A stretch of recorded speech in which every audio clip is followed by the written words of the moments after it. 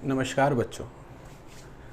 परिवर्तन प्रकृति का नियम है और इस कोरोना महामारी के चलते हमने अपनी अनेक आदतों में बदलाव किया है। इसी क्रम में आज हम ऑफलाइन से ऑनलाइन में आ रहे हैं। व्यक्तिगत रूप से ये मेरे लिए बड़ा विचित्र सा अनुभव है। अनेक वर्षों से क्लास में बच्चों से सीधे रूबरू होते रहे हैं। बहुत सहज नहीं हूँ आज मैं, मेरा ये पहला वीडियो है, परंतु बदलाव आवश्यक है, ज़रूरत है और हम सबको करना होगा। अनेक बदलाव लाने होंगे अपनी ज़िंदगी में, अपनी आदतों में। बहुत कुछ सीखने को मिला है और बहुत कुछ हम सीखेंगे। सहज नहीं हूँ, परंतु इतना विश्वास है कि अपनी बात को मैं आप तक ले जाऊंगा, आपको समझा दूंगा। स्टार्ट करते हैं मैं क्या कहना चाह रहा हूँ। एक और बात, लगभग 18-20 वर्षों का अनुभव रहा है मुझे इस प्रतियोगी परीक्षाओं के क्षेत्र में। लगभग सामान्य अध्ययन के सभी विषयों पर एक सामान्य सी जानकारी है, परंतु अत्यधिक रुचि जो रही है वो आधुनिक भारत, मॉडर्न हिस्ट्री में रही है। इसलिए मैं वहीं से स्टार्ट करना चाहूँगा। अगर संपूर्ण इतिहास की हम बात करें तो उसको 3 भागों में बांटा गया है: प्राचीन भारतीय इतिहास, मध्यकालीन इतिहास और आधुनिक भारत, मॉडर्न हिस्ट्री। ये जो तीसरा हिस्सा है, ये तीसरा पायदान है।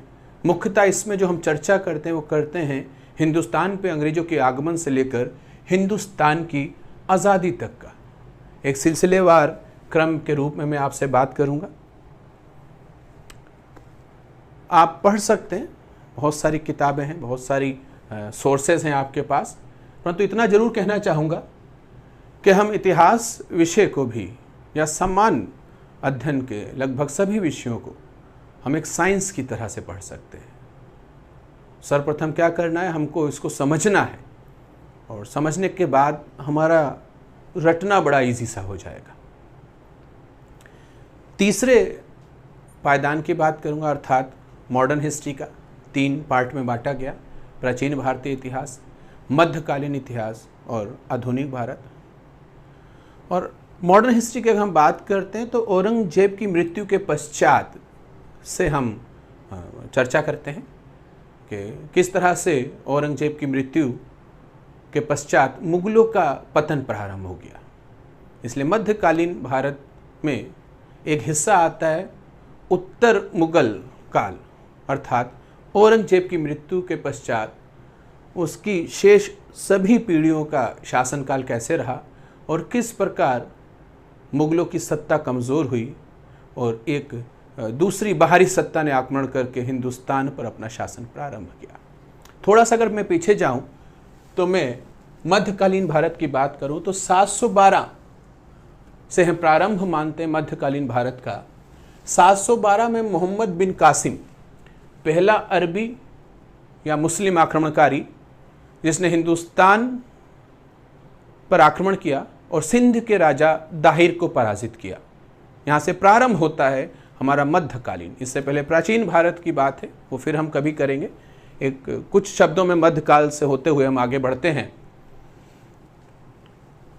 और अपने नाम का सिक्का चढ़ाया जिसे हम कहते हैं दरहम सिक्का, मोहम्मद बिन कासिम।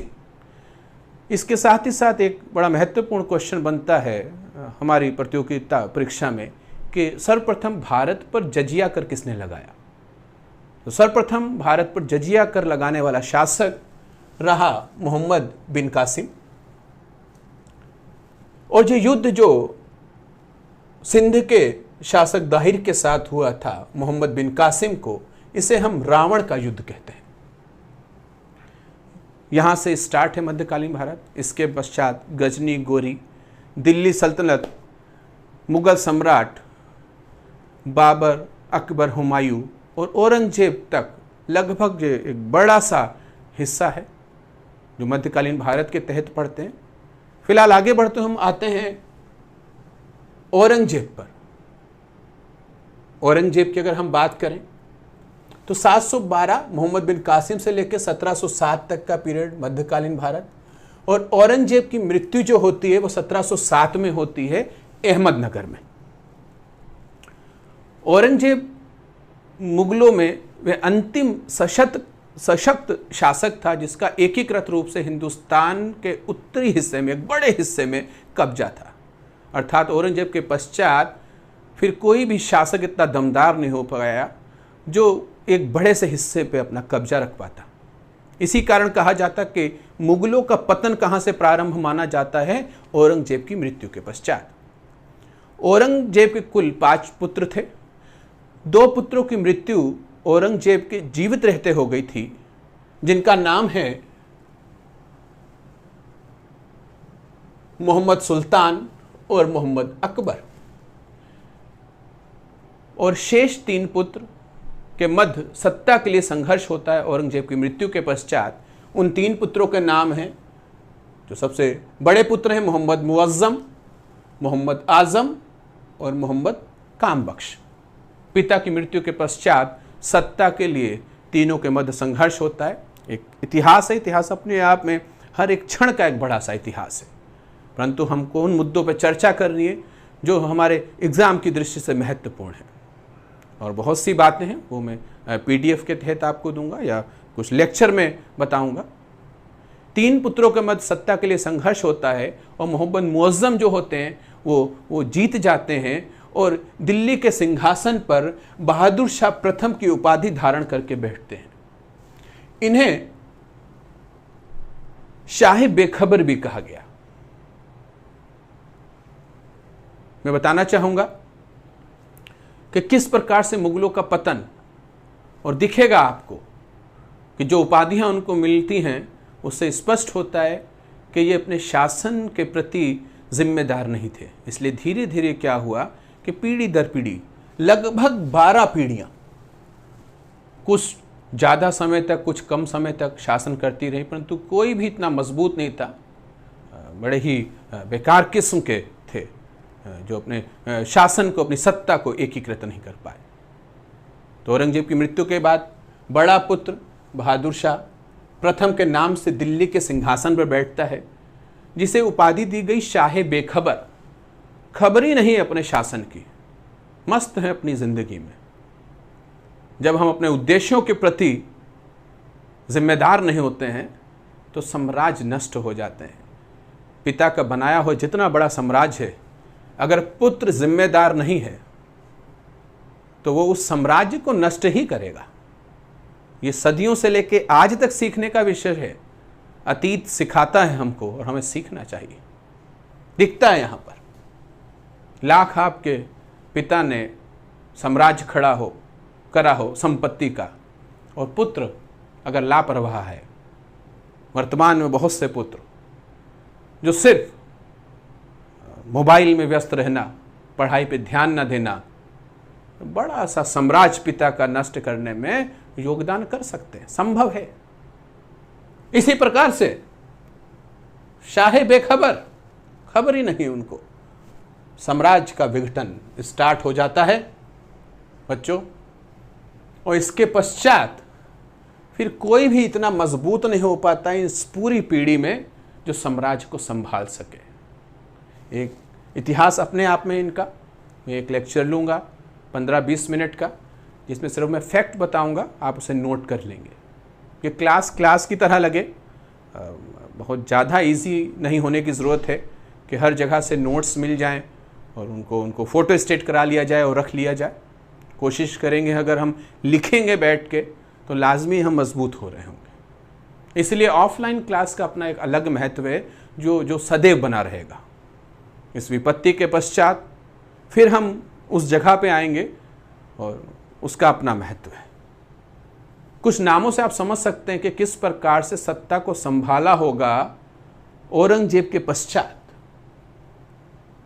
प्रथम बहादुर शाह के बाद आते जहांगीर शाह, जिनको लंपट मूर्ख के नाम से जाना गया। देखिए आप उपाधि इन लोगों की, लंपट मूर्ख। अर्थात जो मूर्ख होगा वो कभी समझ पाएगा कि साम्राज्य को किस तरह से धीरे धीरे खत्म कर रहा है। आगे बढ़ते हैं। एक साहब हैं रंगीला, मोहम्मद शाह रंगीला। ये क्वेश्चन आता, लंपट मूर्ख के नाम से कौन जाना जाता है, रंगीला के नाम से कौन जाना जाता है? मोहम्मद शाह रंगीला। आप शब्दों में जाइए कि रंगीला। साम्राज्य का खत्म होना लाजमी है। इसी में जब हम सशक्त नहीं होंगे, लाजमी कुछ ऐसे लोग साम्राज्य में आ जाएंगे, राज्य में आ जाएंगे, जो हमको चलाने लगेंगे, हमें कठपुतली की तरह यूज करेंगे, क्योंकि लंपट मूर्ख है ना, समझ नहीं पा रहे हम। तो यहीं पर किंग मेकर पैदा होते हैं। लिखाऊंगा इसके बारे में आपको, फिलहाल समझिए एक बार, एक रूपरेखा समझ लीजिए पहले आप, इतिहास किस तरह से चल रहा है। बहुत सारे फैक्ट्स हैं, वो मैं लिखा दूंगा, बता दूंगा। अब मैं आप लोगों से जुड़ गया हूं तो ये मेरी जिम्मेदारी बनती है कि इसका निर्वहन मैं करूंगा। देखें आप, इन नामों से स्पष्ट हो गया किस तरह से कार्य कर रहे हैं। इसी में किंग मेकर आ जाएगा, वो अपने हिसाब से इन शासकों को गद्दी पर बैठाएगा, गद्दी पर हटाएगा। वो दिखाई देता है हमको। सैयद बंधु का नाम आपने सुना होगा। किंग मेकर किसे कहा गया? सैयद बंधु। कौन से दो भाई थे, क्या थे, बताऊंगा मैं। फिलहाल यहां पे आप समझ सकते हैं कि एक शासक 3 माह 4 दिन बैठता है, जिसका नाम है रफी उद दरजात। 3 माह 4 दिन अगर शासन पर बैठ रहा है, उसके बाद उसको हटा दिया जाता है, दूसरा को बिठाया जाता है जिसका नाम है रफी उद्दौला। 3 माह 11 दिन। यहां से फिलहाल हमारे लिए जो क्वेश्चन बनता है कि उत्तर मुगल कालीन सम्राटों में वह कौन सा सम्राट है जो सबसे कम समय तक गद्दी पर बैठा? तो हम कहेंगे रफी उद दरजात। और यदि रफी उद दरजात का नाम नहीं दिया होगा तो सेकंड नंबर पे सबसे कम समय में रफी उद दौला का हम नाम लेंगे। महत्वपूर्ण क्वेश्चन है, किसी भी एग्जाम की दृष्टि से महत्वपूर्ण है। और हमेशा आप ये याद रखेंगे, क्वेश्चन अपने आप में इजी और टफ नहीं होता है। आपको आ गया तो इजी, नहीं आया तो टफ। सिंपल सी परिभाषा है इजी और टफ की। और कौन सा क्वेश्चन किस एग्जाम में आएगा ये भी पेटेंट नहीं है। ये व्यक्तिगत स्तर पे हम सोच लेते हैं कि ये क्वेश्चन एसआई का है, ये क्वेश्चन पीसीएस का है, ये क्वेश्चन लोअर पीसीएस का है, परंतु क्वेश्चन है, आपको जानना होगा। आ गया तो इजी, नहीं आया तो टफ। तो आप बांधेंगे नहीं क्वेश्चन को। आप यहां जो पढ़ रहे हैं वो किसी एक विशेष एग्जाम के लिए नहीं पढ़ रहे हैं, आप इतिहास पढ़ रहे हैं। और हर प्रतियोगी परीक्षा में इतिहास से क्वेश्चन आता है, सीधा सा कॉन्सेप्ट है। हम किसका तैयारी कर रहे हैं? हम इतिहास का तैयारी कर रहे हैं। और तो संपूर्ण इतिहास में जितने बेहतर क्वेश्चन हो, जितना हम जानेंगे उतने मजबूत होते चले जाएंगे। आगे बढ़ते हैं। इस तरह से ये सिलसिला चलता रहता है। और अंतिम मुगल सम्राट जो बनता है वो बहादुर शाह द्वितीय। बहादुर शाह द्वितीय जो जफर नाम से कविता लिखा करता था, इसी कारण कहा गया इसको बहादुर शाह जफर सेकंड। इन्हें अर्थात बहादुर शाह द्वितीय को बिना साम्राज्य का सम्राट कहा गया। बहादुर शाह जफर द्वितीय बोला जाता है, जफर नाम से कविता लिखा करते थे। अब इन्हें द्वितीय कहा गया और इन्हें बहादुर शाह प्रथम कहा गया। तो ये प्रथम और द्वितीय इतिहासकार अपनी सुविधा के लिए लगा लेते हैं। कभी पुत्रों या वंशजों में ये नहीं हो सकता कि प्रथम पैदा हुआ, अब द्वितीय पैदा हुआ या तृतीय पैदा हुआ। अब लगभग आप समझ सकते हैं कि 1707 औरंगजेब की मृत्यु से पहले का मामला, और यहाँ तक लगभग हम आ जाते हैं 1857 की क्रांति की लमसम। लंबा सफ़र है। 100-150 साल के बाद अगर कोई दूसरा उसी नाम पे बच्चा रखा जाता है तो इतिहासकार प्रथम और द्वितीय कह के इस चीज़ को समझ सकते हैं। अब हम बात करते हैं कि किस तरह से हिंदुस्तान पर अंग्रेज़ों का शासन प्रारंभ होता है और हिंदुस्तान की आज़ादी तक का जो घटनाक्रम है, जिसे हम मॉडर्न हिस्ट्री कहते हैं। इसका प्रारंभ जो हम करते हैं वो करेंगे हम प्लासी के युद्ध से। अर्थात शासन व प्रशासन की दृष्टि से हिंदुस्तान पर अंग्रेजों का आगमन प्लासी के युद्ध से माना जाता है। मैंने यहां पर जोड़ दिया है शब्द शासन व प्रशासन की दृष्टि से, अर्थात इससे पहले भी हिंदुस्तान पे अंग्रेज आते रहते थे, परंतु उनकी मंशा हिंदुस्तान पर शासन करने की नहीं थी। वह हिंदुस्तान से व्यापार करने आते थे, मसालों का व्यापार करते थे। हिंदू मैथोलॉजी की बात करें, हमारे विज्ञान ज्ञान हमारे साहित्य उसका अध्ययन करने आते थे। थॉमस रो आए थे, जहांगीर के समय आए, और भी उससे पहले भी लोग आते रहे हैं, परंतु उनका मंतव्य अलग था। यहाँ शासन व प्रशासन की दृष्टि से हिंदुस्तान पर अंग्रेजों का आगमन हम 23 जून 1757 प्लासी के युद्ध से मानते हैं।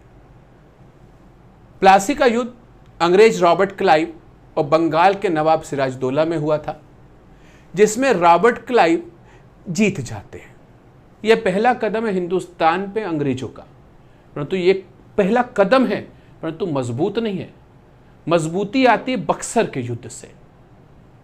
इसलिए हम कह सकते हैं कि हम प्लासी के युद्ध, बक्सर के युद्ध दोनों की बात करें तो दोनों युद्धों में महत्वपूर्ण युद्ध कौन सा है, वो बक्सर का युद्ध है। यहाँ पर हिंदुस्तान पे अब ये स्पष्ट हो गया कि अंग्रेजों की वापसी संभव नहीं है। यहाँ प्लासी के युद्ध में बंगाल अंग्रेजों के अधीन होता है, वहीं बक्सर के युद्ध में बिहार व उड़ीसा भी अंग्रेजों के अधीन हो जाता है, जो अगला कदम था। तो पहला कदम प्लासी का युद्ध, जबकि महत्वपूर्ण जो रहा हिंदुस्तान पे अंग्रेजों के लिए वो कौन सा युद्ध था, बक्सर का युद्ध था। परंतु अगर यहाँ पर जो प्लासी के युद्ध में बंगाल के नवाब सिराजुद्दौला की जो हार होती है, उसका जो बेसिक कारण था कि इसके जो सेना नायक थे, जो इसके साथी थे, उन्होंने क्या किया था, धोखा दिया था नवाब को, और वो जाकर मिल गए थे रॉबर्ट क्लाइव से, जिसके कारण बंगाल का नवाब सिराजुद्दौला पराजित हो जाता है, जिसमें मुख्य भूमिका निभाई थी सेना नायक मीर जाफर ने। लाजमी मीर जाफर ने किसका साथ दिया, रॉबर्ट क्लाइव का। अब रॉबर्ट क्लाइव तो यहाँ पे बैठ के शासन नहीं करेगा, वो अपना कोई ना कोई एक व्यक्ति लगाएगा। भाई अगर हमारा एक बड़ा सा एक विजन है तो हर जगह हम स्वयं नहीं जा सकते, हम अपने खास लोगों को बिठाते हैं।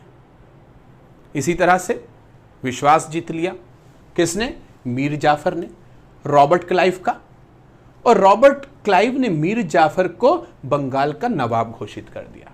अर्थात अगला क्वेश्चन बनता है कि सिराजुद्दौला के पश्चात उत्तराधिकारी कौन बना बंगाल का, कौन नवाब बना, तो हम कहेंगे मीर जाफर जो था। इसीलिए मीर जाफर को क्लाइव का गीदड़ भी कहा जाता है। आप समझ सकते हैं इस शब्द से कि क्लाइव का गीदड़ किसे कहा जाता है, मीर जाफर को। पूरी तरह से उसके अंडर में था भाई। अब ये कहानी समझ सकते किस तरह से आगे बढ़ रही है। 29 जून 1757 को नवाब बनता है मीर जाफर। अब रॉबर्ट क्लाइव क्या है,